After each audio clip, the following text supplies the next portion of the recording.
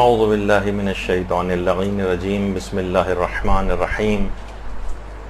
الحمد للہ وکفا وسلام علی عبادہ الذین اصطفیٰ درود بھیجئے محمد و آل محمد علیہ السلام.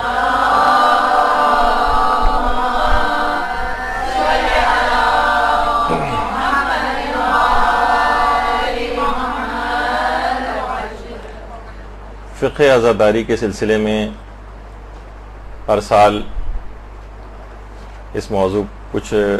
نئے موضوعات پر ہماری گفتگو ہوتی ہے. رسومات عزاداری آج کل ایک بہت حساس موضوع بن گیا ہے، اور جس موضوع پر آج ہم گفتگو کریں گے اس میں جس شخص کے بھی دماغ میں جو بھی نظریہ ہو اسے تھوڑی دیر کے لیے اس نظریے کو اور اپنی معلومات کو ایک طرف رکھ دیں اور کھلے اور خالی دماغ سے بالکل ان جو دو مسئلے آج خاص طور پر ہم ڈسکس کریں گے اسے بالکل کھلے دماغ سے اس کو سنیں. علماء اور مجتہدین کے فتاوے کیا ہیں، نظریات کیا ہیں، وہ کیا بات کہتے ہیں، اس کے مطابق پھر ہر شخص جو بھی اپنا نظریہ بنائے وہ آزاد ہے، اس کے مطابق وہ عمل کرے. تو آج جس موضوع کے اوپر ہماری گفتگو ہوگی، ایک سوال لوگوں کے دماغ میں بہت آتا ہے، لوگ بہت زیادہ پوچھتے ہیں کہ کیا بچے کے سر پر مثلا کوئی ولی جو ہے اس کا باپ یا کوئی رشتہ دار وہ سر پہ کچھ قمع وغیرہ لگا سکتا ہے. خواتین ہیں ظاہر ہے وہ تو اس مسئلے میں تھوڑی سی سینسیٹیو بھی ہیں، بچوں کے معاملات میں انسان اور زیادہ سینسیٹیو ہو جاتا ہے. لیکن رسومات عزاداری کے سلسلے میں بعض فقہی مسائل کی حقیقت یہ کہ حساسیت بہت بڑھ گئی. اچھا، اور یہ حساسیت غیر ضروری بھی ہے. مقلدین اس میں آپس میں باہم دست و گریباں ہو گئے. علماء اور مجتہدین کے لیول پر ایسا کچھ نہیں ہے. مقلدین اپنی جہالت کی وجہ سے آپس میں دست و گریباں ہیں. ان کی آپس میں لڑائیاں، ایک دوسرے سے بات چیت بند، ایک دوسرے کو برا بھلا کہنا. خاص طور پر سوشل میڈیا جب سے لوگوں کی دسترس میں آیا ہے تو ایک دوسرے سے کھل کر اظہار براءت اور لڑائی جھگڑا وہ ہونے لگا. اچھا، جذباتی مقلدین جو ہیں وہ ایک اور ان کے ساتھ ایک مسئلہ یہ ہو گیا ہے کہ ہر شخص اپنے مرجع تقلید کے فتوے کو صحیح ثابت کرتا ہے اور دوسرے کے مرجع تقلید کے فتوے کو غلط ثابت کرتا ہے. بھائی تم اتنے ہی قابل تھے اگر کہ تم کسی مرجع تقلید کے فتوے کو غلط ثابت کرو تو تمہیں تو خود مرجع سے بھی اوپر ہونا چاہیے تھا. تو یہ ایک بہت ہی غلط ٹرینڈ ہو گیا ہے. مراجع کا اختلاف فتویٰ اگر آپ دیکھیں، فقہ کا مطالعہ کریں تو کون سے مسئلے ایسے ہیں کہ جس کے اندر ان کے اندر اختلاف نظر نہیں پایا جاتا ہے. لیکن اس کے باوجود یہی تمام مراجع کرام آپس میں کتنے شائستہ، کتنا ایک دوسرے کا احترام، کتنا ایک دوسرے کی عزت، کبھی کوئی نام لے کر کسی بھی طریقے سے ایک دوسرے کے خلاف کوئی بات نہیں کرتا ہے. تو اور ہر شخص اپنی رائے کا اظہار کرتا ہے. لیکن کیونکہ مقلدین حضرات ہیں، آپ نے دیکھا ہوگا نا جو کچے چاول ہوتے ہیں، جب تک چاول کچا ہوتا ہے بہت پتیلی میں سے کتنی شور کی آواز آ رہی ہوتی ہے، اور جب وہ واقعتاً پک جاتا ہے یعنی اس کا دم نکل جاتا ہے تو وہ خاموش ہو جاتا ہے. لیکن اب وہ کھانے کے بھی قابل ہوتا ہے، اس میں سے خوشبو بھی نکلنے لگتی. لیکن جب تک یہ کچا رہتا ہے شور بہت مچاتا ہے. تو اسی طریقے سے یہی تمام چیزیں ہمارے اس کے اندر بھی پائی جاتی ہیں کہ بہت سے مقلدین انہی کچے چاولوں کی طرح سے. پھر ایک مسئلہ یہ ہو گیا ہے کہ احادیث کی جانچ اور پرکھ یہ بہت سے مقلدین نے اپنے ہاتھ میں لے لی. یعنی یہ اجتہادی عمل وہ کہتے ہیں کہ یہ ہم بھی انجام دے سکتے ہیں، اور بعض اوقات تو مراجع کی جو ماہرانہ رائے اور فتویٰ اس کو بھی بالکل نظر انداز کرتے ہیں کہ ماننا ہمارے لیے واجب تھوڑی ہے. ٹھیک ہے، فقہی احکام کے اندر یہ ہوگا، لیکن فقہی احکام کے مسئلوں کو بھی ان کے غلط ثابت کیا جاتا ہے. ایسے ہی ہے جیسے کہ مثلا کوئی قصائی اگر ہو اور وہ کہے کہ بھائی سرجن کی کوئی تقلید کرنا واجب تھوڑی ہے، اور میں بھی جو ہے سینکڑوں بکرے اب تک گرا چکا ہوں، اتنا تو چھری کاٹے کا تجربہ مجھ کو بھی ہو گیا، تو چھوٹا موٹا آپریشن تو میں بھی کر سکتا ہوں. تو اسی طریقے سے انٹرنیٹ پہ بہت سارے ٹامک ٹوئیاں مار کر کچھ افراد اپنے آپ کو اسکالرز بھی ظاہر کرنے لگے ہیں اور اس طرح سے اور مجتہدین کے فتووں کو غلط ثابت کرنا. اچھا پھر ایک اور بہت بڑا مسئلہ ہو گیا, میں آپ کے سامنے پیش کر رہا ہوں یہ چیزیں تاکہ آپ کو ایک اندازہ ہو جائے کہ اس مسئلے میں کتنی حساسیت ہو گئی ہے, کہ فتاوے کی مخالفت میں بہت سخت تند اور تیز الفاظ استعمال کیے جاتے ہیں اور بہت گندی زبان کا استعمال مجتہدین کے خلاف ہونے لگا ہے. یعنی اس حد تک ہونے لگا ہے یعنی کہ اب باقاعدہ مثلا رہبر معظم کے کچھ فتاوے ابھی آئے ٹیسٹ ٹیوب وغیرہ کے سلسلے میں تھے تو پہلے سے, لیکن اس کو باقاعدہ اچھالا جانے لگا. اب یعنی جاہل افراد اگر اس طرح سے کسی چیز کو اچھالیں, بتائیے دیکھیے کہ یہ کتنا غلط مسئلہ ہے اور کتنا یہ حرام چیز ہے. استغفر اللہ اور توبہ توبہ. اور بہت سے کچھ چینل ایسے ہیں جو کھولے گئے ہیں اور پاکستان سے باہر چلتے ہیں, اس میں باقاعدہ ان کے فتوے کو غلط ثابت کرنے کے لیے جو اب وہ افراد کے جو تقلید وغیرہ کے بھی خلاف ہیں ان کو بٹھا کر ان کے فتووں کے اوپر اعتراضات اور گندے الفاظ ان کے لیے کہے جا رہے ہیں. تو یہ تمام چیزیں دیکھیے کیا ہیں, چاہے اب رہبر کے فتوے کے اوپر یہ والی چیزیں اعتراضات ہوں جو اور یا دیگر علماء اور مراجع اور مجتہدین کے فتاوے پر, تقریباً دونوں ایک ہی طرح کی بات ہو جاتی ہیں. تو یہ ایک بہت ہونے لگا اور بعض مراسم کے لیے بہت ہی ہارش اور سخت الفاظ استعمال کرنا کہ جناب یہ تو وحشیانہ پن ہے اور یہ جو جنگلی پن ہے اور یہ ظلم اور بربریت ہے اور یہ تو داعشیت ہے اور یہ کون سا اسلام ہے اور یہ کون سی شیعت ہے. اس طرح سے کر کے بہت ساری چیزوں کو پیش کیا جاتا ہے, جبکہ ایک بڑی تعداد مجتہدین کے فتووں کے مطابق وہ چیز ہوتی. تو انسان ہر کوئی اپنے مرج تقلید کے فتوے کے مطابق عمل کرے اور دوسرے کے اوپر طعن و تشنیع نہ کرے. اس سے ہمیشہ خلفشار پیدا ہوگا, اس سے ہمیشہ اختلاف پیدا ہوگا, جھگڑے پیدا ہوں گے, آپس کے تعلقات خراب ہوں گے. مجتہدین جو عوام شیعہ ہے ان کا آپس میں اتحاد جو ہے وہ ختم ہوگا. مومنین باہم دست و غریباں آپس کے اندر ہوں گے اور فائدہ دشمن کو ہوگا. تو دونوں طرف سے دیکھیے کچھ افراط اور تفریط, اور زیادہ تر میں نے یہ دیکھا کہ فتاوی مجتہدین سے لا علمی جس کی بنا پر یہ چیز ہوتی. مثلا اس کے اندر سے ایک یہ بھی آتا ہے, نابالغ بچہ مثلا اگر خود زنجیر یا قمع لگائے. اچھا میں اتنا تھوڑا سا بتا دوں, آپ میں سے اکثر خواتین نہیں ہیں, پچھلے سالوں میں شاید 2 سال پہلے زنجیر اور قمع زنی کے مسئلے میں جو مجتہدین کے فتاوے جو تھے وہ ہم نے سارے پیش کیے تھے یہاں پر, اور تقریباً وہ 5.5 گھنٹے کا درس تھا. اس میں تفصیل کے ساتھ اس کو بیان کر دیا, تو وہ تو ہم دوبارہ نہیں لا رہے. اس میں یہ والا پوائنٹ کی تفصیل نہیں آ سکی تھی کیونکہ پہلے اتنا زیادہ ہو گیا تھا کہ کیا بچے, یعنی یہ فقہی حکم ہے نا, بہت سے لوگ ابھی بھی کہتے ہیں کہ کیا ہم بچے کے سر پہ قمع لگائیں. بہت سے لوگ نظر بھی مانتے ہیں اس کی کہ میرے ہاں بچہ پیدا اگر ہوگا تو میں اس کے سر پہ جو ہے مثلاً قمع لگاؤں گا, یا عورتیں بھی بعض اوقات یہ نظر مانتی ہیں. تو اس کا فقہی حکم کیا ہے؟ تو اب ایک فقہی حکم کے طور پر سنیں, آپ کے سامنے فتوے بیان ہوں گے, پھر جو جس کا مقلد ہے اس کے مطابق عمل کرے. اچھا ایک تو یہ تھا ابھی کہ ممیز بچہ جو ہے خود زنجیر یا قمع لگائے. نابالغ ممیز یعنی سمجھدار جو ہوتا ہے 13 سال کا, 14 سال کا, یا ابھی 15 سال مکمل نہیں ہوئے ہیں کہ وہ بالغ ہو, تو وہ اگر کر رہا ہے تو دیکھیے اس کے اوپر تو کوئی تکلیف شرعی نہیں ہے. یہ تو سب مجتہدین, یعنی اگر وہ کوئی اس پہ کوئی شرعی حکم آتا نہیں ہے. نابالغ اگر کوئی, کیا آپ یہ کہیں گے نابالغ کے لیے کام کرنا حرام ہے؟ نابالغ کے لیے حرام اور واجب کوئی چیز نہیں ہے کیونکہ ابھی وہ نابالغ ہے. پھر ایک مسئلہ یہ ہوتا ہے کہ کیا نابالغ اپنے ولی کی اجازت سے قمع زنی کر سکتا ہے, اپنے سر پہ قمع لگا سکتا ہے؟ یا ایک مسئلہ یہ ہوتا ہے کہ کیا ولی اپنے بچے کے سر پہ لگا سکتا ہے؟ یہ ایک مسئلہ لوگ اکثر باہم پوچھتے ہیں. اچھا اس میں دیکھیے ایک بہت بڑا مسئلہ یہ ہے کہ مقلدین کی مراسم عزاداری میں افراط و تفرید ہو گئی. بہت سے مراجع ایسے ہیں, اب اس میں بھی آپ سنیں گی جو پچھلا ہمارا درس تھا اور آج بھی آپ دیکھیں گی کہ مجتہدین میں آپس میں اس سلسلے میں اختلاف فتاوی ہے. کچھ مجتہدین نے اجازت دی ہے. اچھا اجازت دینے کے معنی یہ نہیں ہوتے کہ اس میں بھی آپ افراط اور تفرید میں چلے جائیں. دیکھیے کچھ مراسم میں اجازتیں ہونا, کچھ اس میں حدود و قیود ہیں,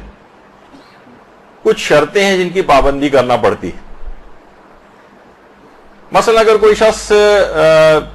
اپنی حفاظت کے لیے ایک پسٹل یا ایک چھوٹی سی گن بھی اپنے ساتھ رکھ سکتا ہے کوئی، لیکن وہی کہہ کہ میں اپنی حفاظت کے لیے ایک پورا ٹینک لے کے اگر چل رہا ہوں، یا راکٹ لانچر اس نے کندھے کے اوپر لادا ہوا ہو اپنے کہ میں اپنی حفاظت ہر شخص کو کرنی چاہیے، تو لوگ کہیں گے بھائی پسٹل سے بھی کام چل سکتا تھا، آپ اتنا بڑا راکٹ لانچر اور ٹینک لانے کی کیا ضرورت تھی آپ کو؟ تو بعض اوقات یہ ہوتا ہے کہ جب کچھ لوگوں کو اجازتیں ملتی ہیں تو بہت سی اجازتوں کو بہت زیادہ بعض اوقات مس یوز بھی ہو جاتا ہے۔ مثلا اگر کچھ مجتہدین نے کہا کہ ہاں ٹھیک ہے، اپنے کچھ خون بہا سکتے ہیں، اپنا کچھ سر پہ قمع لگا سکتے ہیں، تو اب وہ بہت بڑی بڑی تلواریں لے آئے، مثلا بہت بڑے بڑے خنجر لے آئے اور ایک عجیب ایک دہشتناک ایک ماحول سا ایک پیدا ہو جائے، تو یہ وہی مقلدین والی بات ہے، اس کا مجتہدین کے فتوے وغیرہ سے اس کا تعلق نہیں۔ یہ میں اپنی طور پر اپنا ایک مشاہدہ بیان کر رہا ہوں، کوئی فقہ حکم نہیں بیان کر رہا ہوں۔ تو جو مجتہدین اجازت بھی دیتے ہیں وہ بھی آپ دیکھیں گے، وہ کہتے ہیں فقط 1 یا 2 بوند اور سوئی کی ایک نوک کے برابر بس، مثلا بچے کے سوئی کی نوک کے برابر اس کے ایک وہ لگائیں اس کے اوپر، اور اس کے خاص مصلحت ہے بھی جو آگے چل کے بیان کروں گا، جو ان کے جو وہ مصلحت وہ لوگ بیان کرتے ہیں۔ ہمیں اپنا تو کوئی چیز یہاں پہ نہیں پیش کرنی ہے، مجتہدین کے فتاوے پیش کرنے۔ تو وہ یہ کہتے ہیں کہ اگر آپ دیکھیں بہت سے لوگ قمع بھی اگر لگا رہے ہیں تو اتنا معمولی سا آپ نے رکھا اور اتنا ہلکا سا ایک نشان پڑ جائے، بس یہ بھی بعض اوقات یہ مجتہدین کہتے ہیں کافی، سوئی کی ایک نوک کے برابر 1 یا 2 بوند مشکل سے بھی اگر اس کا ہو جائے تو ٹھیک ہے، آپ اپنی اس نظر کو پوری کر سکتے ہیں، یا مثلا جو فائدہ آپ کو اس سے لینا ہے جو بھی وہ آپ کو اس سے فائدہ مل سکتا ہے اگر جن کے نزدیک جائز ہے۔ لیکن کوئی اس کے باوجود یہ کہے کہ نہیں بہت زیادہ افراد و تفرید کر دے اور بچے کو مثلا خون ہم خون کر دیا جائے، اور یہ تو یہ وہ مجتہدین بھی یہ بات نہیں کہتے۔ اچھا، اب میں آپ کو ایک سامنے تاکہ آپ کے سامنے ایک وہ آ جائے، مثلا موجودہ مجتہدین میں آیت اللہ حافظ بشیر نجفی کا یہ نظریہ ہے، اور کچھ مجتہدین کا اور بھی جو ابھی آگے چل کر آپ سنیں گے، تو بہتر ہے کہ میں ان کی آواز میں ہی آپ کو سنا دیتا ہوں کہ وہ کیا کہہ رہے ہیں۔ اب ان کا اپنا فتوے کو دماغ میں رکھیں کہ یہ اپنا فتویٰ بیان کر رہے ہیں اور اپنی ایک چیز بیان کر رہے ہیں، ضروری نہیں کہ آپ جن کی تقلید میں وہ مجتہد بھی یہ بات کہتا ہو، لیکن ہمیں اختلاف نظر تو مجتہدین کا ہے نا آپس کے اندر، وہ اپنا ایک فتویٰ بیان کر رہے ہیں، اپنی ایک چیز بیان کر رہے ہیں، ان سے ملتے جلتے فتاوے اور مجتہدین کے بھی ہیں، لیکن وہ بھی اس طرح کی افراد و تفرید نہیں کر رہے۔ کس طرح کی کہہ رہے ہیں بس مثلا وہ آپ ابھی سن سکتی ہیں۔ اب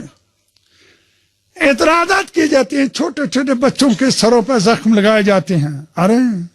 یہ بچوں کو تربیت کے لیے ہے، جیسے بچہ 7 سال کا ہو جائے تو اس کو آپ تھپڑ مارتے ہیں نماز کے لیے، کیوں مارتے ہیں؟ یہ بھی بالغ نہیں ہوا ہے، کیوں مارتے ہیں؟ تاکہ اس کو نماز کی عادت پڑے۔ ہم اس کے سر پہ چھوٹا سا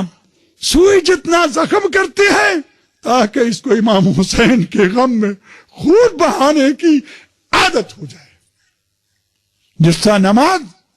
سکھانے کی 7 سال کا ہو جائے تو ہم اس کو تھپڑ بھی ماریں گے اور اس کو چھڑیوں سے بھی ماریں گے اگر اس نے نماز کو چھوڑا،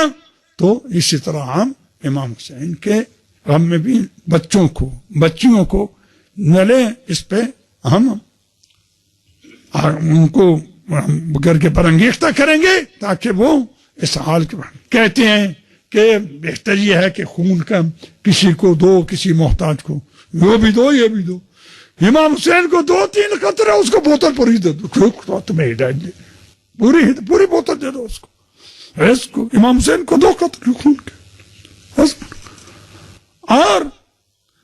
جہاد میں جاؤ، جہاد میں تو مجاہد نہ صرف اپنے خون کے قطرے دیکھ رہا، اپنی جان کو دے رہا ہے، دے وہ، لیکن امام حسین کے حق میں 2-3 قطرے خون سن کے بخل نہ کرے۔ یہ میرا فتویٰ ہے۔ 1-2 بوند بھی اگر نکل آئے تو کافی، اور ایک سوئی کی نوک کے برابر بھی اگر اس میں سوراخ کر دیا جائے، تھوڑا سا بس ایک کٹ لگا دیا جائے تو وہ چیز پوری ہو جاتی۔ تو بہرحال اب اس کو آپ نے دیکھا تو اس کی کچھ حکمتیں بھی انہوں نے بیان کی۔ اچھا، اب اس میں کیا ہونے لگا ہے ایک اور چیز کہ بعض اوقات جو اس کے مخالفین ہیں وہ انہوں نے کچھ جھوٹی خبروں کا جو ہے وہ سہارا اس کے اندر لیا اور اپنے ذوق کے مطابق جھوٹے پروپیگنڈے کرنا شروع کی۔ اچھا بعض اوقات یہ ہوا جھوٹے پروپیگنڈوں کے اندر کیا چیز ہوئی کہ مثلا وہ فلاں جگہ پہ ایک آدمی تھا, وہ زنجیر و قمع کرتے ہوئے مارا گیا, وہ بچہ جو تھا وہ فلاں جگہ پہ جو ہے وہ اس کا انتقال ہو گیا, جھوٹی خبریں. اور بعد میں بعض اوقات اس کی پھر تردید بھی آئی, ان گھر والوں نے کہا کہ نہیں ایسا تو کچھ بھی نہیں ہوا ہے, حتیٰ کہ علماء نے اپنے فتاوے کے اندر یہ چیز بیان کی کہ ہم نے جتنی بھی تحقیق کی کہیں ہمیں یہ بات پتہ نہیں چلی اور معلوم چلا کہ وہ جھوٹی خبریں تھیں. تو یہ نہیں کرنا چاہیے کہ اپنی بات کے اس بات میں کوئی بھی شخص جو ہے نا کوئی جھوٹی خبریں بنا کر جو ہے وہ لگانا شروع کر دے, یا بعض اوقات فوٹو شاپ کا استعمال جو ہے وہ اس کے اندر ہونے لگتا ہے کہ کوئی نہیں ہے لیکن زبردستی ایک فوٹو شاپ کے ذریعے مثلا اس کے خون بہتا ہوا دکھا رہے ہیں, یا خون کو بہت برائٹ کر دیا گیا ہے, کسی کم جگہ پہ تھا تو پورے چہرے اور جسم کے اوپر پھیلا دیا تاکہ اس چیز کے متعلق اینٹی بات کہنے میں آسانی ہو. تو بہرحال یہ ایک چیز ہے کہ اس میں جھوٹ اور غلط بیانی یا فوٹو شاپ یا پروپیگنڈا اس طریقے سے کرنا وہ ٹھیک نہیں ہے. دونوں طرف کے لحاظ سے میں بات کر رہا ہوں, جو حمایت میں ہے ان کی ان لوگوں کے لیے بھی, جو اس کی مخالفت میں ہے ان لوگوں کے لیے بھی, کہ جو صحیح اور ویسی بات ہو, مجتہد کا جو فتویٰ ہو اور جو چیز صحیح ہو بس وہ کریں, اس میں کسی جھوٹ اور غلط بیانی وغیرہ کرنے سے انسان ہر صورت میں بچے. دیکھیے آفٹر آل بہرحال یہ ایک جذباتی مسئلہ نہیں ہے, ایک فقہی حکم ہے اور اس کو ہمیشہ فقہی بنیادوں پر ہی سمجھنا چاہیے, فقہی بنیادوں پر. بعض اوقات دیکھیے یہ ہوتا ہے کہ چند افراد کے فعل کو بہانہ بنا کر تمام مراسم اعضاء کے اوپر اعتراض کرنا شروع کر دیا جاتا ہے. مثلا دیکھیے کسی ایک آدمی کا فعل ہے بند کمرے کے اندر, اسے کیا کرتے ہیں آج کل دیکھیے ویڈیوز کو وائرل کرنے کا شوق لوگوں کے دماغ میں آ گیا ہے. کیا کرتے ہیں کہ مثلا کہیں سے بھی ایک آ جاتی کہ جناب فلاں آدمی دیکھیے کمرے کے اندر یہ 2 افراد جو ہیں یہ کانٹے زمین پہ بچھائے ہیں اور کانٹوں کے اوپر لوٹ رہے ہیں کہ ہم یہ ماتم کر رہے ہیں. یہ کسی بھی جگہ کسی معاشرے کے اندر کہیں ایک کا دکا کہیں ہو بند کمرے میں تو ایک الگ بات ہے, لیکن کہیں یہ چیز رسم ازا کے طور پر نہیں. لیکن کیا اس کو پیش کیا جائے گا اس کے اوپر سوشل میڈیا پر, کہا جائے گا دیکھیے یہ خرافات رسومات عزاداری یہ سب رجبی رسومات عزاداری سب بکواس ہیں اور ان پہ کسی پہ عمل نہیں کرنا چاہیے, دیکھیے کیا ہو رہا ہے. اچھا اب آپ کو پتہ نہیں کہ کون بنا رہا ہے, وہ تمام افراد جو بند کمرے میں جنہوں نے بنائی ہے ویڈیو اس کے بعد وہ ریلیز کر رہے ہیں, ان کے مقاصد کیا ہیں, اور سب دھڑا دھڑ ایک دوسرے کو وائرل کرنا شروع ہو جاتے ہیں اور پوری دنیا کے اندر بھی غیروں کے ہتھے وہ لگتی ہیں وہ ویڈیوز, اور وہ آپ کے خلاف مزید پروپیگنڈا کرتے ہیں. آپ یہ سوچ رہے ہوتے ہیں کہ دیکھیے میں تو ہر آدمی کو آگاہ کر رہا ہوں, آگاہ نہیں ہو رہا, وہ ایک چیز شیعت میں پائی نہیں جاتی اور یہ اتہام اور تہمت لگائی جاتی کہ شیعہ یہ والی چیز کر رہے ہیں. تو اس فعل کو بہانہ بنایا جاتا ہے بعض اوقات. مثلا کسی جگہ کہا گیا کہ جناب وہ شیشہ توڑ کے اس کے بچھا کے زمین پر اس کے اوپر لوگ چل رہے ہیں. یہ کسی بھی جگہ کہیں آپ نے ایک آدمی مجھے بتا دیں جس نے کس رسم اعضاء کو کہیں ہوتے دیکھا ہو. یہ باقاعدہ اس طرح کی ویڈیوز خاص طور پر بنوائی جاتی ہیں یا بنائی جاتی ہیں, پھر اس کو وائرل کیا جاتا ہے اور اس کے اندر نادانستہ طور پر بھی کچھ اس طرح کے احمق افراد ہوتے ہیں جو ان چیزوں کو وائرل کرنے میں کام کرتے ہیں. بس ایک دوسرے کو فوراً شوق میں یہاں سے وہاں بھیج رہے ہیں. آپ کو نہیں پتا ایک جھوٹ کو پھیلانے میں آپ خود بھی ایک پارٹ بن رہے ہیں اس کا. جب یہ علماء کتنا زیادہ منع کرتے ہیں کہ اس طرح کی کسی بات کو سوشل میڈیا کے اوپر پھیلایا نہ جائے کہ وہ آپ کے خلاف استعمال ہوگی. اسی طرح سے بعض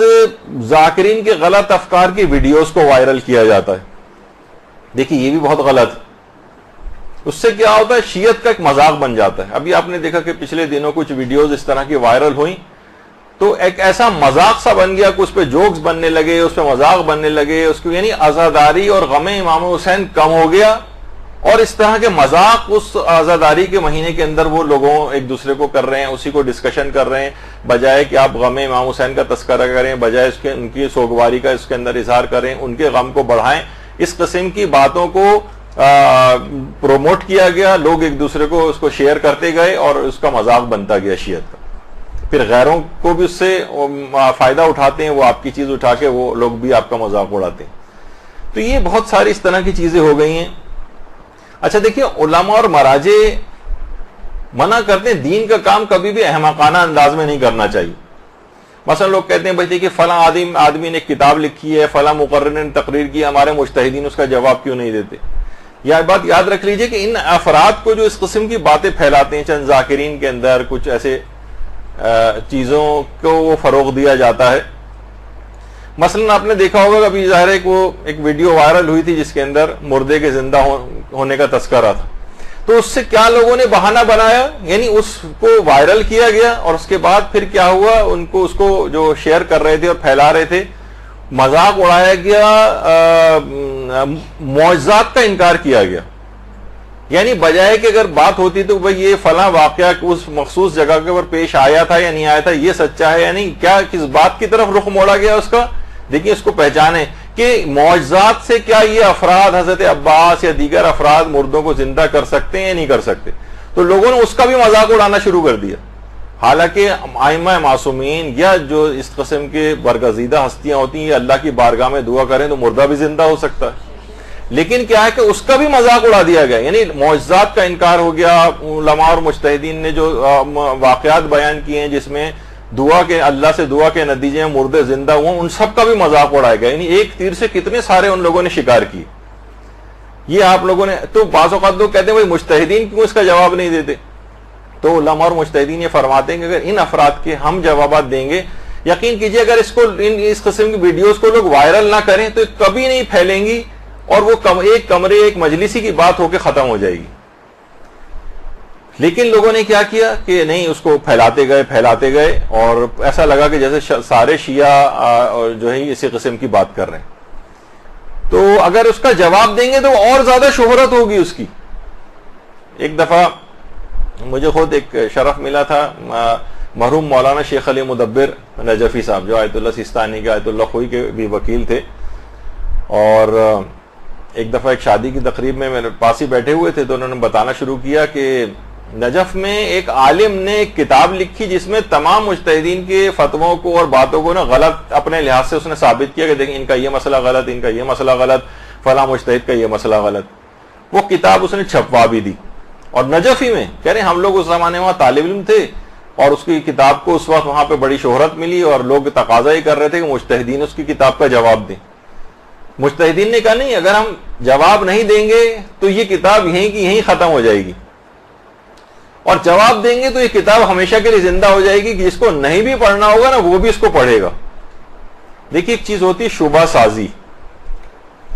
یعنی خود سے ایک شبہ ایجاد کریں. میں نے ایک زمانے میں بہت ابتدائی طالب علمی کے دور میں ہم لوگ میڈیکل کالج میں ہوتے تھے, تو وہاں ایک عالم نے درس دینے شروع کیے, کہا کہ میں ابتدائی 15 یا 20 درس ان دلائل کے دوں گا جس میں یہ ثابت کروں گا کہ خدا نہیں ہے,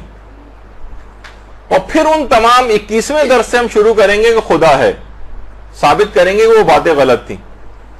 تو ہم نے دیکھا کہ 10 15 20 درس تک تو کچھ لوگ رہے, اس کے بعد جب وہ واقعی ثابت کرنے کے اوپر آئے کہ اللہ ہے, تو وہ مجمع آدھے سے بھی کم رہ گیا تھا. یعنی شبہ ایجاد ہو گئے, اور ان کی تشفی بعد میں ان کے جوابات نہیں ملے. تو ضروری نہیں ہے کہ اس قسم کی باتوں کے اگر جواب دیں تو ہر کوئی پڑھے گا. اچھا مثلا فلاں کا جواب آیت اللہ سیستانی نے دیا, اب اس آدمی کی کتاب مشہور ہوگی, جس کو نہیں بھی پڑھنا ہوگا وہ پڑھے گا وہ جا کر. جس زمانے میں وہ سلمان رشدی نے کتاب سیٹنک ورسز وغیرہ لکھی تھی, تو لوگ جس کو نہیں بھی پڑھنا وہ بھی جا کے کہتا تھا کہ یار کیا لکھا ہے اس کے اندر, ذرا ہم بھی پڑھیں. یعنی اس کو ایک تجسس اس کے اندر ہونے لگا. خیر وہ تو اس کے قتل کے فتوے کے بعد سے تو وہ جس طرح سے اس کا جو ہے وہ انجام لوگوں کے سامنے رہا, کس طرح سے وہ بچاتا پھرتا ہے, اور پوری دنیا اور آخرت دونوں اس کی تباہ برباد ہوئی وہ اپنی جگہ. تو شیخ علی مدبر کہنے لگے کہ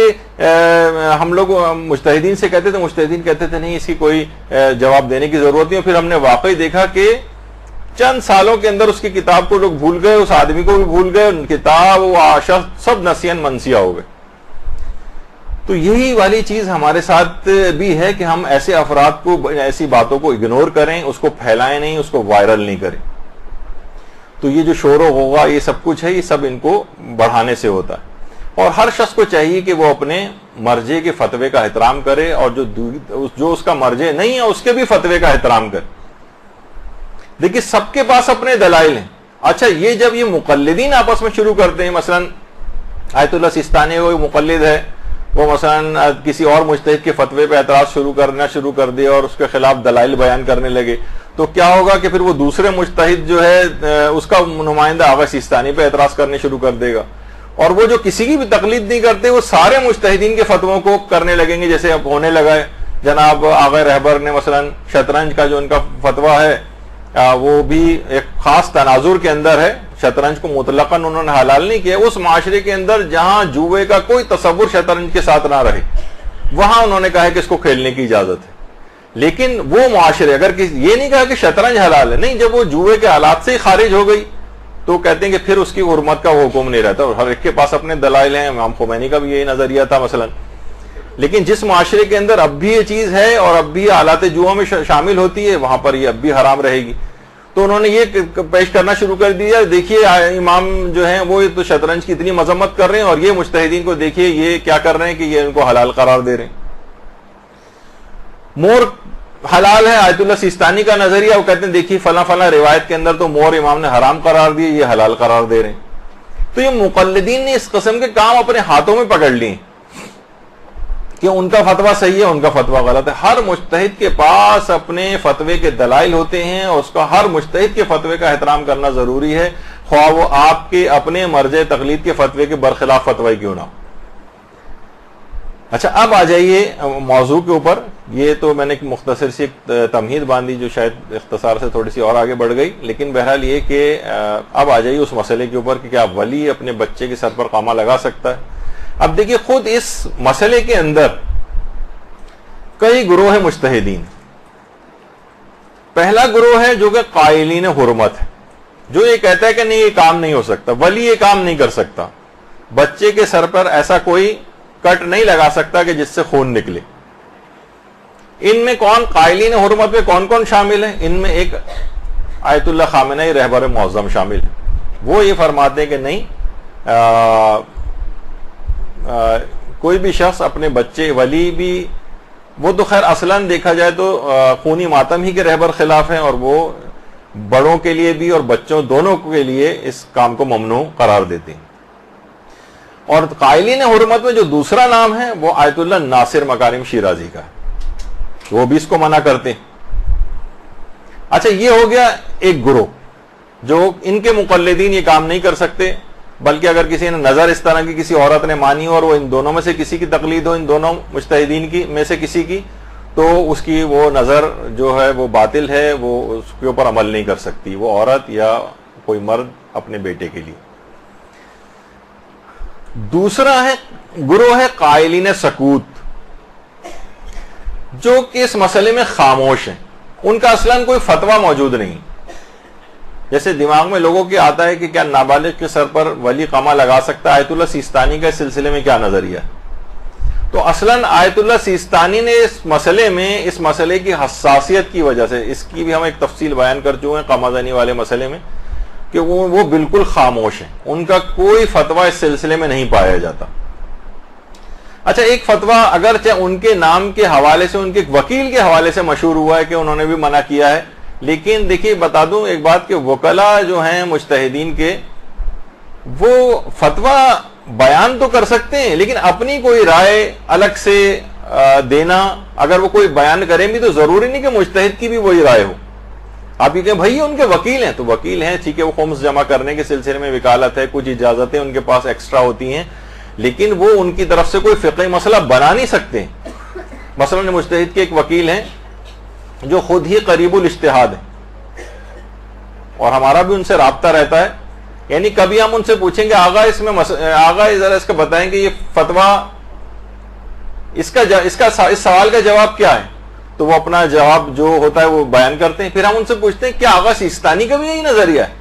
تو وہ کہتے ہیں نہیں ان کا نظریہ یہ نہیں، ان کا یہ ہے، یا ان کا فتویٰ مجھے معلوم نہیں۔ یعنی بعض اوقات وہ اپنی رائے بھی، کیونکہ خود قریب الاجتہاد ہیں یا شاید مجتہد ہو گئے ہوں، تو وہ اپنی رائے بیان کر دیتے ہیں جبکہ ہیں ان کے وکیل، تو وہ اصلاً آغا سیستانی کی رائے نہیں ہوتی۔ تو اس لحاظ سے ایک فتویٰ ان کے حوالے سے مشہور ہوا ہے لیکن وہ ثابت نہیں ہے، کیونکہ اصلاً آغا سیستانی نے اس مسئلے میں کبھی کوئی فتویٰ دیا ہی نہیں۔ تو یہ قائلین سکوت کہلاتے ہیں۔ اچھا، اتنا اور بتا دوں کہ جس مسئلے میں بھی آپ کا مجتہد جو ہے وہ خاموشی اختیار کرے اور فتویٰ نہ دے، تو اس مسئلے میں آپ علم میں دوسرے بڑے مجتہد کی بات بھی مان سکتے ہیں۔ آپ خود تحقیق کریں گے مثلا آغا سیستانی کے بعد علم میں دوسرا بڑا مجتہد کون ہے، پھر آپ اس مسئلے میں جس مسئلے میں مجتہد نے خاموشی اختیار کی ہوئی ہے اس میں پھر دوسرا بڑا مجتہد جو ہے اس کی بات بھی مانی جا سکتی. تو اس سلسلے میں یہ دماغ میں رہے. اچھا یہ والا جو مسئلہ ہے تھوڑا سا ذرا ایک ٹیکنیکل بھی ہے. ایک ہوتا ہے کہ خود قما زنی کو حرام سمجھنا, اور ایک اور مسئلہ یہ ہے کہ کیا ولی کے پاس اس قسم کا کوئی اختیار اور اتھارٹی ہوتی ہے, ولی کے پاس کوئی اختیار یا اتھارٹی ہوتی ہے کہ وہ اپنے مصلحت دیکھتے ہوئے, جس میں بچے کی مصلحت ہو, یعنی ایسا نہیں کہ بلا وجہ اس کو پٹائی کرنی ہے, اس بچے کو اذیت پہنچانی ہے تو وہ اس کے جسم پہ کوئی کٹ لگا دے, نہیں, ایسی تو کسی ولی کے پاس, کسی باپ کے پاس یہ اختیار نہیں ہوتا. ہماری پوری تفصیل اس موضوع پہ ہو چکی کہ باپ کب کب بچے کو مثلا مار سکتا ہے اور کب نہیں مار سکتا. مثلا بچہ جو ہے بالفرض بالکل ہی نہ پڑھ رہا ہو, اب باپ اگر اس کو کچھ بھی نہیں کہے گا تو یہ بچہ معاشرے میں بالکل جاہل رہ جائے گا, تو باپ سختی کے لیے اس کی کچھ شرائط ہیں اتنا مار سکتا ہے اس کو. لیکن مثلا بچہ جو ہے فائن آرٹس پڑھنا چاہ رہا ہے اور باپ کہہ رہا ہے نہیں تم سائنس ہی پڑھو, تم ڈاکٹر ہی بنو, اس کی بنا پر اس کو مار رہا ہے, نہیں, یہاں پر یہ مار پٹائی کی اس طرح کی, کیونکہ بچے کی مصلحت پڑھنا ہے, ڈاکٹری ہی پڑھنا یا سائنس ہی پڑھنا یہ مصلحت نہیں ہے بچے کی, اس پہ مارنے پیٹنے کی اجازت نہیں ملے گی. خیر اس کے الگ تفصیلی مسئلے. تو کچھ علماء یہ کہتے ہیں نہیں, باپ کے پاس یہ والی ولایت ہے ہی نہیں کہ وہ اس طرح کا مار سکے کہ جسم پہ کوئی کٹ لگا سکے اس کے, یا بچے کے جسم سے کوئی خون نکال سکے. وہ چاہے وہ زنجیر اور قمازنی کے خلاف نہ ہو, جیسے کہ آگے چل کر میں اس کی مثال بھی دینے والا ہوں ان مجتہد کی, کہ وہ کہتے ہیں کہ اگرچہ زنجیر و قمازنی جائز ہے لیکن ولی کے پاس یہ والا اختیار نہیں کٹ لگانے کا, تو وہ دوسرے انداز سے اس کو منع کرتے ہیں, لیکن وہ ابھی بات آگے چل کر آئے گی. تو کیا اس قسم کی کوئی ولایت باپ کے پاس ہے یا نہیں, یہ خود ایک اختلافی موضوع ہے. کچھ علماء کہتے ہیں کہ ولی کے پاس اتنی اتھارٹی ہے کہ وہ بچے کی مصلحت دیکھتے ہوئے, دینی یا دنیاوی فائدہ دیکھتے ہوئے وہ اس اپنے اختیار کو استعمال کر سکتا ہے. اچھا یہ دو گروہ ہوئے. پہلا گروہ کیا تھا, جو منع کرتا تھا, بالکل حرام قرار دیتا ہے, ان میں دو مراجع مجتہدین کے نام آپ نے سن لیے. دوسرا گروہ خاموش ہے, یعنی جس نے اس میں کوئی فتویٰ نہیں دیا, اس میں آغا سیستانی شامل. اور تیسرا گروہ ہے قائلین جواز, وہ مجتہدین کہ جو کہ اس کو جائز سمجھتے ہیں شرائط کے مطابق, کہ ظاہر ہے کہ بہت زیادہ جسمانی ضرر کوئی واقع نہ ہو. مثلا خود آیت اللہ بہجت. اب اگر کوئی بھی لوگ, ابھی آپ جو نام سنیں گے اتنے بڑے بڑے مجتہدین کے, اگر آپ اس عمل کو اس طور پہ اس کو وائرل کریں گے کہ دیکھیے کیا وحشیت, کیا بربریت, کیا فلاں چیز, یہ سب کچھ ہو رہی ہے اور یہ کس قسم کے غلط فتوے دیے جا رہے ہیں, تو گویا آپ اب آیت اللہ بہجت کے بھی خلاف آپ اب ان تمام, میں سیریز پیش کر رہا ہوں آپ کے سامنے تاکہ ایک دوسرا رخ بھی آپ کے سامنے آ جائے کہ جب آپ اس قسم کی زبان استعمال کرتے ہیں تو اس کی زد میں کتنے مقدس مجتہدین اور علماء آ جاتے ہیں. آیت اللہ بہجت. آیت اللہ بہجت سے باقاعدہ آج بھی ان کی جو آفیشیل ویب سائٹ ہے اس پہ آپ جائیں, جو مرکز تنظیم و نشر آثار حضرت آیت اللہ بہجت کے نام سے بھی ہے, ان کی پوری آفیشیل ویب سائٹ ہے. اس میں احکام عزاداری میں نظر قمازدن بفرزند 1079 مسئلے کا نمبر ہے. اس میں یہی سوال پوچھا گیا ہے آغا بہجت سے کہ ایک شخص نے نظر کی کہ اگر خدا نے مجھ کو اولاد عطا فرمائی یا بیٹا مجھے عطا کیا تو میں ہر سال عاشورے پر اس کے سر پر قمع لگاؤں گا. کیا یہ نظر کرنا, ایسی نظر کرنا صحیح ہے؟ اور اگر یہ صحیح ہے تو اس کی پیدائش کے بعد اپنی اس نظر کو پورا کیا جا سکتا ہے؟ تو آغا آیت اللہ بہجت نے جواب دیا, تا اسر و حرجی نہ باشد بنظرش عمل کند.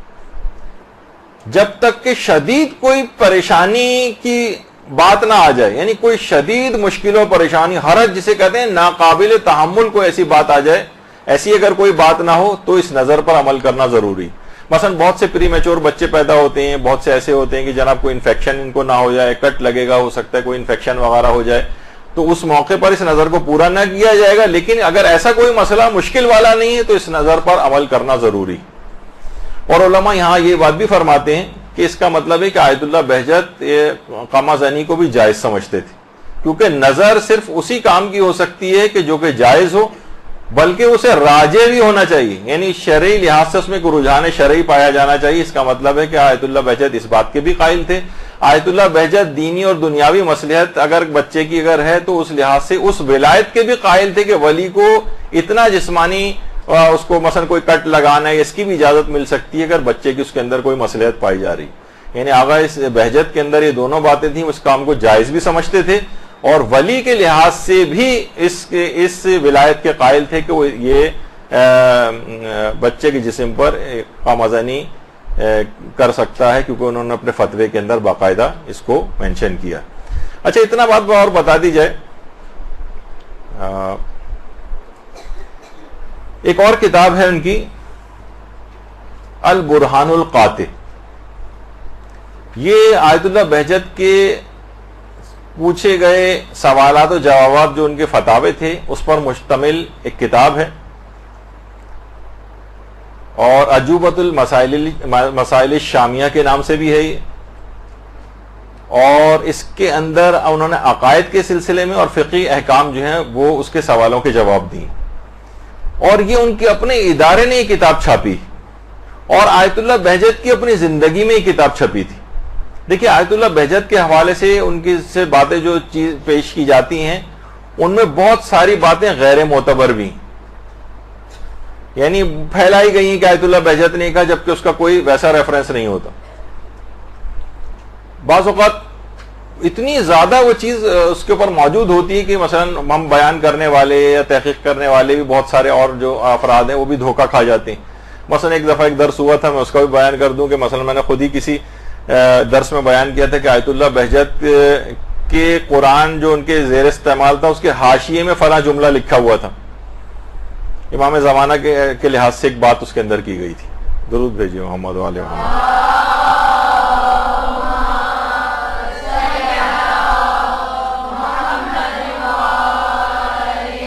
اب وہ اتنا زیادہ انٹرنیٹ کے اوپر وہ بات ہے کہ آیت اللہ بہجت نے وہ جملہ لکھا ہے، تو میں نے بھی وہ بیان کر دیا، ظاہر تقریباً ہر جگہ سے اس کا اطمینان ہو رہا تھا کہ یہ جملہ ہے، لیکن کوئی پراپر ریفرنس نہیں تھا۔ بعد میں جب ان کے دفتر سے اور ان کے ادارے سے رابطہ کیا گیا تو انہوں نے کہا کہ ہم نے آیت اللہ بہجت کے زیر استعمال تمام قرآن دیکھے، اس میں کسی بھی جگہ وہ حاشیے کے اندر جملہ نہیں۔ تو بہت سی ان اوتھینٹک باتیں بھی معاشرے کے اندر ہو جاتی ہیں، اکثر دھوکہ کھا جاتے ہیں۔ لیکن یہ کتاب ایسی کہ جو آیت اللہ بہجت کے اپنے ادارے نے چھاپی اور آیت اللہ بہجت کی اپنی زندگی میں چھپی ہے، اس کے اندر کیا ہے؟ اس کے اندر باقاعدہ آیت اللہ بہجت سے کچھ سوالات کیے گئے ہیں۔ اس میں ایک سوال یہ ہے، حل یجوز للولی، اچھا پہلا اس میں ایک سوال تھا وہ قامزنی سے متعلق ہے، تو وہ اس میں تو آیت اللہ بہجت نے شرائط بتا کے قامزنی کو جائز قرار دیا، تو اس میں کہا کہ اگر یہ چیز جائز ہے تو حل یجوز للولی ضرب طفلہ الصغیر کذالک بنفسہ او بتقدیمہ للغیر لیفعل بہ ذلک، اگر یہ کام جائز ہے قامزنی تو کیا ولی کے لیے اپنے چھوٹے بچے کے سر پر خود قامہ لگانا کیا یہ جائز ہے، یا یہ کہ کوئی اور شخص لگائے، کسی اور کے ہاتھ سے یہ والا کام عمل انجام دلوائے جائے، کیا یہ چیز جائز ہے؟ تو آیت اللہ بہجت نے جواب دیا اس کتاب کے اندر، یجوز ذالک ما یروی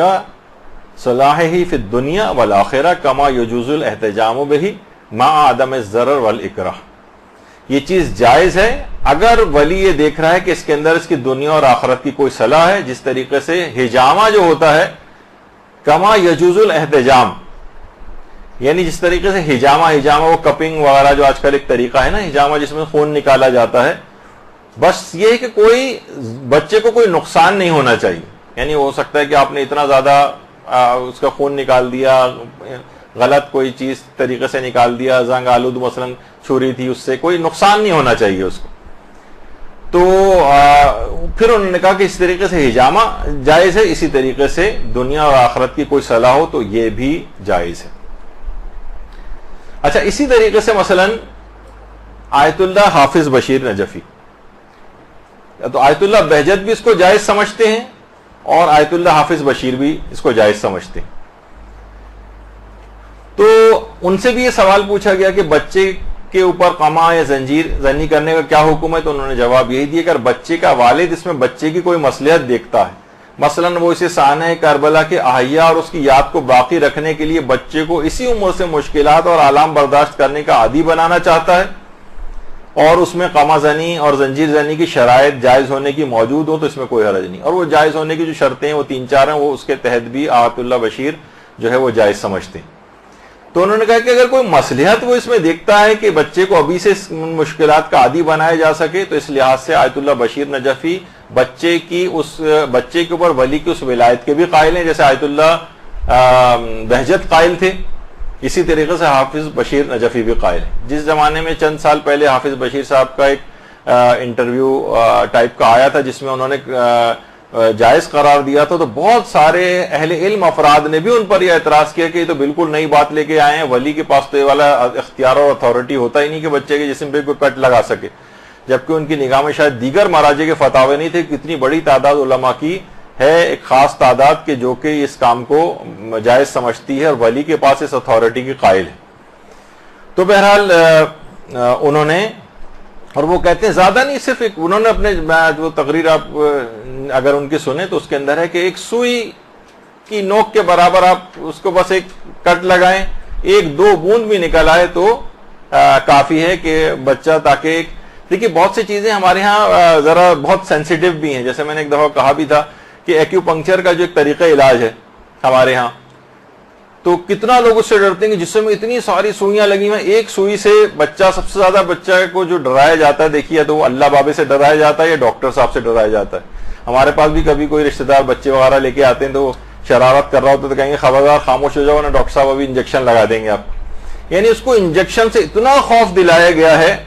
کہ وہ ڈاکٹر کی شکل دیکھتے ہی بعض اوقات ہم حیران ہوں گے، بچے تو آپ کہیں پہ بھی لے جائیں، لیکن بعض اوقات کلینک میں آتے ہی بچہ ڈاکٹر کی شکل دیکھتے ہی ایسا رونے لگتا ہے کہ جیسے پتہ نہیں کیا ہو گیا اس کے ساتھ، اتنا ڈرایا گیا اس کو. تو بعض اوقات معمولی سا 1-2 ڈراپ بھی نکل آئے ہمارے ہاں تو اس کو بہت خطرناک چیز سمجھا جاتا ہے، جبکہ اسکن ذرا سی کٹ لگتا ہے اس کے اندر عام طور پر بھی آپ دیکھتے ہیں کہ اس میں سے 1-2 بوند قطرے جو ہے وہ نکل آتے ہیں. تو بہت سی چیزیں بہت زیادہ سینسیشنلائز اور وہ بھی ہو گئی ہیں اور اس میں بہت حساسیت پیدا ہو گئی. تو آیت اللہ حافظ بشیر نجفی کا بھی یہ نظریہ ہے، وہ چند شرائط کے ساتھ اس کو جائز بھی سمجھتے ہیں اور بچے پر باپ کی اس ولایت کے بھی قائل ہیں. اچھا، پھر اس کے بعد کہ 1-2 بوند بھی اگر ہو جائے تو بس کافی ہے اور اس سے وہ مقصد حاصل ہو جاتا ہے. اچھا، اس میں پیچھے کچھ دلائل بھی ہیں بھی آگے چل کر. تیسری اور شخصیت جو موجودہ زندہ مجتہدین میں ہے، آیت اللہ صادق روحانی. آیت اللہ صادق روحانی نے اپنی کتاب جو قربان الشہادہ اس کے اندر بھی اس مسئلے کو لکھا ہے. اس میں پہلا مسئلہ تو یہ کہا، ضمناً ایک اور بھی انہوں نے چیز بیان کر دوں کہ بہت سارے افراد جن کے نزدیک جائز بھی ہے زنجیر و قمازنی، لیکن ان کی مثلا والدین اگر انہیں منع کر رہے ہیں اور ان کو اذیت ہو رہی ہے ان کے اس عمل سے، تو ان سے پوچھا بھی گیا کہ اگرچہ یعنی ان کے فتوے میں جائز تھا، لیکن اگر کوئی شخص کرنا چاہے زنجیر و قمازنی کرنا اور لیکن اس کی والدہ اس کو منع کر رہی ہوں، تو انہوں نے جواب دیا کہ اگر وہ کر رہی ہوں، اگر وہ شخص کر رہا ہو زنجیر و قمازنی اور اس کے کرنے سے اس کی والدہ کو اذیت پہنچ رہی ہو، تو پھر اس کے لیے جائز نہیں ہوگا، اس کے لیے حرام ہو جائے گا، کیونکہ والدین کو اذیت پہنچانے سے بچانا یہ حرام ہے اور اس حرام سے بچنا واجب ہے. تو وہ ایک الگ مسئلہ ہے کہ بعض اوقات اس طرح سے بھی جائز ہونے کے باوجود چیز حرام ہو جاتی. پھر اس کے بعد اگلا سوال کیا گیا ان سے، یہ اور زیادہ واضح، ان سے یہ پوچھا گیا کہ حل للاب ولایہ علی الولد الصغیر بان یجرح رأس ولدہ حتی یخرج الدم التدبیر وماذا لو کان الولد صغیرا جدا. یعنی کیا باپ کے کو اس بات کی ولایت ہے کہ وہ چھوٹے بچے کے سر پر جراحت کر سکے یہاں تک کہ خون نکل آئے، جسے تدبیر کہتے ہیں، یعنی خونی ماتم وغیرہ قما وغیرہ لگانا، خاص طور پر جبکہ بچہ بہت چھوٹا ہو. تو ان کا تو نظریہ یہ ہے آیت اللہ صادق روحانی کا، تدبیر الآباء لابنائہم، باپ کی بیٹے کے اوپر قما لگانا زائدن علی جوازہ، جائز سے بھی زیادہ عمل حسن اور راجح، یعنی بہت بہتر عمل ہے، بشرط اللہ یترتب علیہ ہلاک النفس، بس یہ کہ وہ ہلاک نہ ہو جائے، کوئی ایسی نقصان نہ پہنچ جائے، یا اس کا کوئی عزب جو ضائع نہ ہو جائے، یا مثلا اس میں شل نہ ہو جائے، اس قسم کا کوئی نقصان نہ ہو، تو یہ ایک بہتر چیز بھی ہے۔ اچھا بہتر کیوں ہے، یہ بھی آگے چل کر دیگر مجتہدین کے فتوے میں بھی بات بیان ہوئی، اور دوسرا فتویٰ بھی ان کا اسی سلسلے میں، وہ کہتے ہیں کہ یہ جائز ہے۔ تو اگر آپ کہیں کہ نہیں ایک چیز بالکل حرام ہے اور سب مجتہدین تو اس کا اپلائی کر دیں، تو اس تمام مجتہدین کے فتوے کا استخفاف ہو جائے گا۔ آپ نے دیکھا کہ آیت اللہ بہجت بھی اس ولایت کے قائل تھے اور اس کام کو بھی جائز سمجھتے تھے، آیت اللہ حافظ بشیر بھی جائز سمجھتے ہیں اور ولی اس سلسلے میں اس کی ولایت کے قائل بھی ہیں، آیت اللہ صادق روحانی بھی اس کو جائز سمجھتے ہیں اور باپ کی اس سلسلے میں ولایت کے قائل ہیں۔ اچھا اسی طریقے سے آیت اللہ سعید الحکیم، آیت اللہ سعید الحکیم بھی موجودہ زندہ مجتہدین مراجع نجف میں سے ایک ہیں، اور وہ بھی اس سلسلے میں وہ کیا فرماتے ہیں، ان کی کتاب ہے فتاوی کی، جس میں جو سوال و جواب ہے، جس میں اور اس میں 1026 ان کی کتاب کا جو سوال نمبر ہے، اس میں بھی ان سے یہ بات پوچھی کہ حل للاب ولایت علی الولد الصغیر بان یجرح راس ولدہ حتی خروج الدم التدبیر فی الیوم العاشر من المحرم وما ذا لو کان الولد صغیرا جدا واذا کان ذلک غیر جائز افیدونا بالدلیل۔ یعنی ان سے پوچھا گیا کہ بچہ اگر بہت چھوٹا ہے تو کیا باپ اس کے سر پر 10 محرم کے روز کمل جو ہے وہ لگا سکتا ہے، جبکہ اگر بچہ بہت چھوٹا، اگر یہ کام جائز نہیں ہے تو اس کے جائز نہ ہونے کی کیا دلیل ہے؟ تو انہوں نے کہا کہ نعم لہ الولایت لا ذالک، جی ہاں باپ کے پاس اس بات کی ولایت ہے کہ وہ بچے کے سر پر قمع لگا سکتا ہے، یعنی آیت اللہ سعید الحکیم کا بھی یہ فتویٰ۔ دوسرا یہی پھر سوال پوچھا گیا ایک شخص نے کہ اعظم قلبی الان اطبر ولدی الصغیرین حاضہ السنہ فی العاشر من المحرم، یعنی پورا بہرحال مسئلہ یہ بنے گا کہ میرا ارادہ یہ تھا کہ میں بچے کے سر پہ جو ہے اپنے بچوں کے سر پہ قمع لگاؤں 10 محرم کے روز، تاکہ ان کی تربیت ہو جائے شاعر حسینیہ کے لیے، اور بہرحال الحمدللہ میں نے اپنے اس ارادے کو پورا کیا، بچوں کو کوئی نقصان بھی نہیں پہنچا، تو کہیں مجھے دیت تو نہیں دینی پڑے گی؟ دیکھیں کسی کو اگر آپ مثلا جسمانی نقصان پہنچائیں تو اس کے اوپر دیت دینا واجب ہو جاتی، جسم سے اگر خون نکالیں۔ تو انہوں نے جواب دیا کہ ولی اگر دیکھ رہا ہے کہ بچے کی اس میں کوئی مصلحت ہے تو جازا لہو ذالک، یعنی اس کے لیے جائز ہے، ولا تترتب علیہ دیہ، اور اس پہ کوئی دیت بھی مرتب نہیں ہوگی، یعنی اس کو دیت نہیں دینا ہے۔ یعنی اب آپ دیکھیں کہ موجودہ مجتہدین میں سے ہی آیت اللہ بہجت بھی اس کی ولایت کے قائل تھے باپ کی اس سلسلے میں، اور اس عمل کو بھی جائز سمجھتے تھے، سعید الحکیم بھی جائز سمجھتے ہیں اور اس قسم کی ولایت کے بھی قائل ہیں، حافظ بشیر بھی اس کے اندر آ گئے، صادق روحانی بھی آ گئے۔ اچھا پھر اس کے بعد آیت اللہ شیخ شمس الدین وائزی، آیت اللہ شیخ شمس الدین وائزی سے بھی یہ سوال پوچھا گیا، تو انہوں نے بھی اس سلسلے میں بس یہ کہا کہ کسی شخص کی نگرانی میں بچے سے قمع زنی کروائی جا سکتی ہے بشرط سے کوئی نقصان نہ پہنچے، اور وہ نگران بھی اس کام کے لیے ولی سے اجازت لے۔ اس کا مطلب ولی کے پاس ان کے فتوے میں بھی اس بات کی یعنی اس بات کی انہوں نے فتویٰ دیا ہے کہ ولی کے پاس یہ والی اتھارٹی بھی ہے کہ وہ بچے کے سر پر قمع لگا سکتا۔ اچھا اب یہ دیکھیے سب آپ نے کھلے دل کے ساتھ بس علماء اور مجتہدین کے فتاوے سنے، تاکہ آپ کبھی بھی، میں یہ چاہ رہا ہوں کہ کبھی بھی دوسرے ہمارے مجتہد کے خلاف بھی کیوں نہ ہو، تب بھی ہم اس کے فتوے کا احترام کریں کہ نہیں ایک مجتہد اور مرجع کا فتویٰ ہے، ہم اس کے خلاف زبان استعمال کریں گے، اس کو برا بھلا کہیں گے، تو مجتہدین کے فتاووں کا استخفاف ہوگا، یعنی ان کے معاشرے کے اندر وقت اور ویلیو گر جائے گی، حتیٰ کہ ہمارے اپنے مجتہد کی ویلیو گر جائے گی جن کا ہم دفاع کر رہے ہیں۔ تو نتیجہ کیا ہوگا کہ لوگوں میں آپس میں وہ ہوگا، آپ ان کے مجتہد کو برا کہیں گے، وہ پلٹ کے آپ کے مجتہد کو برا کہے گا، اور آپس میں اختلاف اور انتشار ہوگا۔ تو آیت اللہ شمس الدین وائزی بھی یہ کہتے ہیں۔ اچھا اسی طریقے سے آیت اللہ شیخ محمد سند، یہ بھی زندہ مجتہدین میں سے، باقاعدہ ان کے انٹرنیٹ پہ کتنے درس خارج وغیرہ بھی ہوتے ہیں، ان سے بھی یہ والا سوال پوچھا گیا کہ کیا باپ جو ہے وہ قمع زنی کر سکتا ہے چھوٹے بچے پر، اور خاص طور پہ جو بچہ ہے بالکل دودھ پیتا بچہ ہو اگر، تو کیا باپ کے پاس اس قسم کی کوئی ولایت ہوتی ہے؟ تو انہوں نے کہا کہ روایات کے اندر حجامہ کا استحباب نص کے ذریعے ثابت ہے، یعنی بالکل صحیح اور معتبر روایتیں حجامہ کی. حجامہ یعنی جسم سے خون نکالنا، فاسد خون وغیرہ نکالنا. وہ کہہ رہے ہیں اس کا ہم کئی مرتبہ اس سلسلے میں فتاوے بھی دے چکے ہیں. اچھا دیکھیے حجامے کا ایک چیز اور اب آپ کو بتا دی جائے کہ حجامہ آپ کو پتا ہے کہ آج کل کپنگ وغیرہ ایک طریقہ علاج بہت مشہور ہوا ہے، آج کل جگہ جگہ اس کے کلینکس بھی کھلنے لگے ہیں، لیکن یہ تو بہت پرانا ایک اس زمانے میں، اب تو خیر ذرا انسٹرومنٹ ذرا ماڈرن ٹائپ کے ہو گئے ہیں. پہلے تو جونکوں کے ذریعے حجامہ ہوتا تھا، لیچز لگواتے تھے جسم پر. خود روایت میں کہ ہمارے چھٹے امام جونکے جو ہے وہ لگوایا کرتے تھے.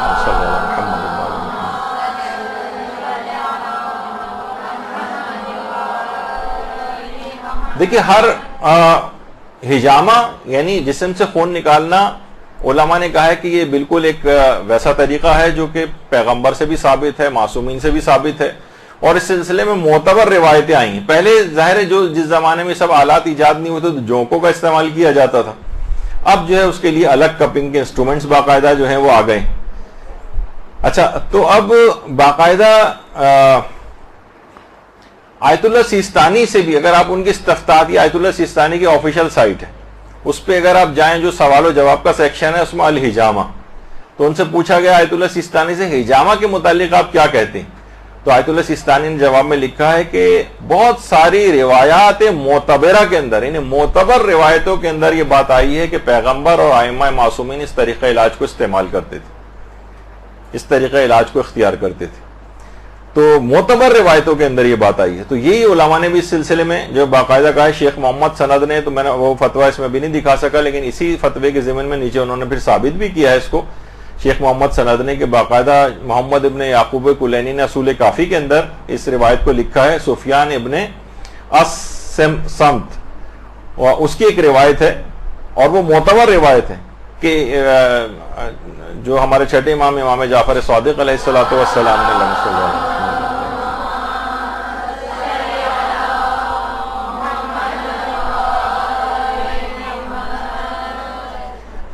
فرمایا کہ ہر 4 مہینے کے بعد ہر ماہ بچے کا حجامہ کروایا جائے، یعنی معمولی سا جسم سے خون نکالنا. پھر اس کے بہت سارے فوائد بیان کیے گئے ہیں کہ جسم سے اس طرح کا فاسد خون نکلتا ہے، بچے کے کیا کیا اس میں اس کو فوائد حاصل ہوتے ہیں. شیخ صدوق نے ملا یحذر الفقی میں، تو بہت سے علماء نے حجامہ سے دلیل بنائی ہے اس کو کہ کیونکہ حجامہ جسم سے خون نکالنا اور سر پہ حجامہ کرنا خود چھوٹے بچے تک کے لیے ایک معتبر روایت کے اندر یہ بات موجود ہے کہ امام نے فرمایا بچہ جب 4 مہینے کا ہو جائے تو ہر مہینے اس کے بعد اس کا حجامہ کروایا جائے، یہ اس کی صحت یابی کے لیے ضروری ہے. تو اب ٹھیک ہے وہ چیز اتنی زیادہ رائج نہیں رہی ہے، لیکن ایک زمانے میں تھا. بہرحال انہوں نے جو اس کے طور پر ان کا میں نظریہ بیان کر رہا ہوں. تو اس کے علاوہ آیت اللہ صادق روحانی سے بھی باقاعدہ سوال پوچھا گیا،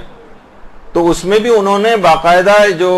اس کو حجامے کی قسم قرار دیا ہے، تدبیر کو، یعنی جو خونی ماتم ہوتا ہے، کہتے ہیں کہ اس سے مثلا اس نیت سے بھی اگر کوئی شخص کرے کہ میرے جسم سے فاسد خون نکل جائے، اس کے فوائد حاصل ہوتے ہیں. تو میں ان علماء کے نظریات آپ کے سامنے سب پیش کرتا جا رہا ہوں کہ یہ اس طرح سے اس کے پیچھے علمی بنیادیں اور روایات ہیں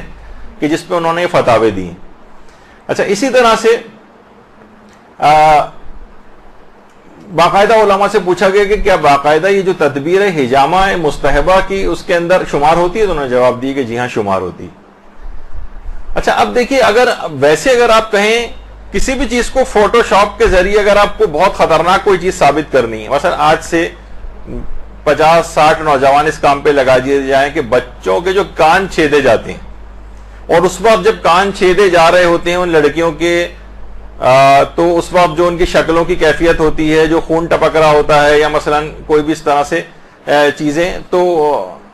کتنی ان کو تکلیف ہو رہی ہوتی ہے، بچوں کے اوپر کتنا ظلم کیا جا رہا ہے. کوئی کان چھیدنے کوئی اس طرح سے ضروری تو نہیں ہے، کوئی اور طریقے کا، کوئی یہ نہیں کہ یعنی کان باقاعدہ اس انداز سے کہ جس کے اندر بندہ ڈالنا ویسے الگ سے ضروری ہو،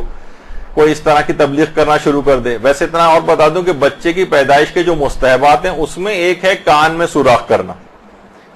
بلکہ دونوں کانوں میں سوراخ کرنا، دائیں کان میں نیچے کی طرف لو میں اور بائیں کان میں اوپر والی جو حصہ کان کا ہوتا ہے وہاں پر سوراخ کرنا. کتنے علماء نے مثلا اس چیز کو لکھا. لیکن اگر اس کو فوٹو شاپ کر کے ان کے تاثرات وغیرہ لے کے بچوں کے مثلاً کہ جناب ان کو کتنی تکلیف ہو رہی ہے. آپ خواتین تمام اس مرحلے سے بچپن میں گزری ہوں گی, تو کیوں بچوں کے اوپر اتنا ظلم کیا جائے اور ایک پوری مہم بنائی جائے, تو اس سلسلے میں بڑی تبلیغ ہو سکتی ہے, اور ایک اس میں فوٹو شاپ کا اور اضافہ کر دیا جائے تو خون میں لت پت چیزیں بھی جو ہیں وہ بہت برائٹ کر کے دکھائی جا سکتی ہیں. حتیٰ کہ بچوں کی جو ہجامہ اور کپنگ آج کل ہو رہی ہے بچوں کی, اچھا میں اتنا اور بتا دوں, ابھی علماء کے فتوے بھی آئیں گے. ہجامہ کے لیے آپ کہیں گے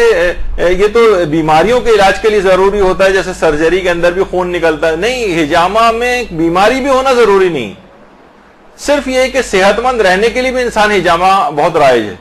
یعنی آدمی صحت مند رہے, جسم سے اس کے فاسد خون نکلتا رہے, تو بچوں کے لیے بھی اس لحاظ سے یعنی کوئی بیماری نہیں ہے. لیکن مثلا لوگ بچوں کا اب اس کو اگر کوئی کہے کہ جناب دیکھیں بچوں کو اتنا خون نکالا جا رہا ہے, بچوں کو کتنی تکلیف جو ہے اس سلسلے میں ہو رہی ہوگی, اور ایک خوفناک اور دہشتناک ایک فضا اس کے اندر پیدا کی جائے, تو یہ بھی ایک حرام چیز ہو جائے گی. جبکہ روایات معتبرہ کے اندر اس طریقہ کار کو معصومین کے استعمال کرنے کا طریقہ کار جو ہے وہ بیان ہوا ہے. تو بہرحال اب دیکھیے یہاں پر پھر وہی بات ہو جائے گی کہ جو قائلین حرمت ہیں وہ تو آپ نے دیکھ لیا کہ رہبر اور ان کے اور آیت اللہ ناصر مکارم و مقلدین وہ اپنے بچوں کو نہ اس کی اجازت دے سکتے ہیں, نہ خود کام یہ والا کر سکتے ہیں. لیکن اس کے بعد اتنی بڑی تعداد ایسی ہے علماء کی جس میں آیت اللہ بہجت ہیں, مثلا آیت اللہ صادق روحانی ہیں, اور آیت اللہ سعید الحکیم ہیں, اور آیت اللہ حافظ بشیر نجفی ہیں, اور اس کے علاوہ آیت اللہ جمیل حمود عاملی,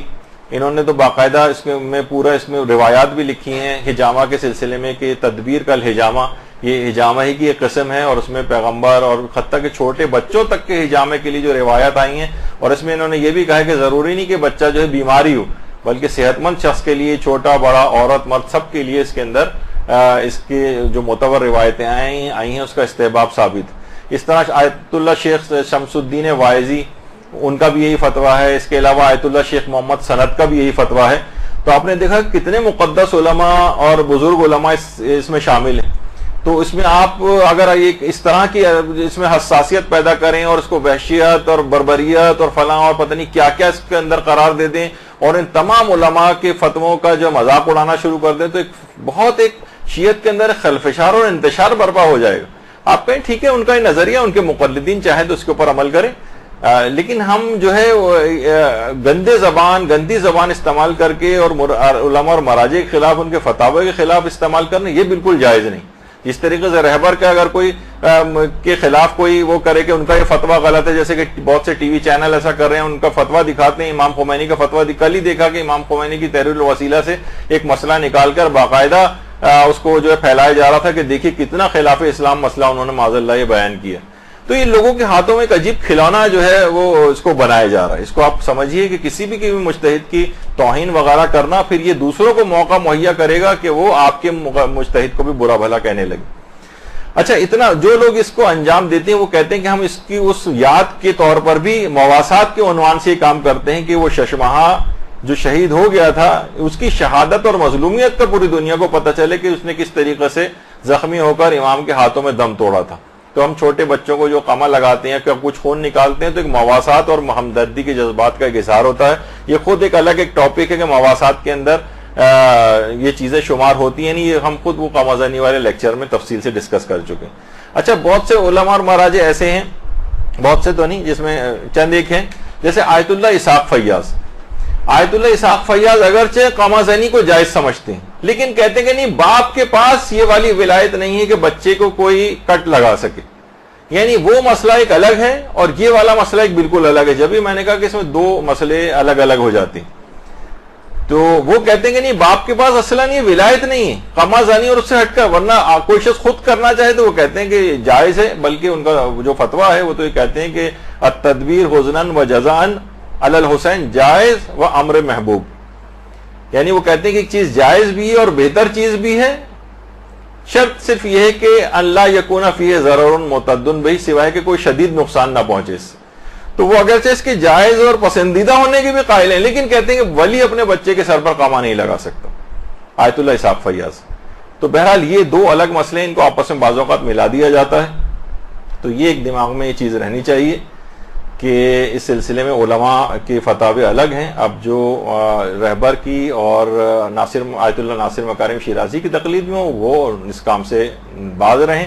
اور نہ کریں اس کو. دیگر مجتہدین کے مقلدین اگر کرنا چاہیں وہ کر سکتے ہیں. آیت اللہ سیستانی کے مقلدین کیونکہ ان کا فتویٰ موجود نہیں، یا تو وہ احتیاط کریں اس کام کو نہ کریں، یا اس مسئلے میں دوسرے بڑے مجتہد کی بات تحقیق کر کے دیکھیں کہ وہ کیا کہتا ہے. وہ اگر اجازت دیتا ہو تو کر سکتے ہیں، اجازت نہیں دیتا تو نہیں کر سکتے. یہ بس اس کا ایک حل ہے. لیکن مراجع کے فتاوے کا پوسٹ مارٹم کرنا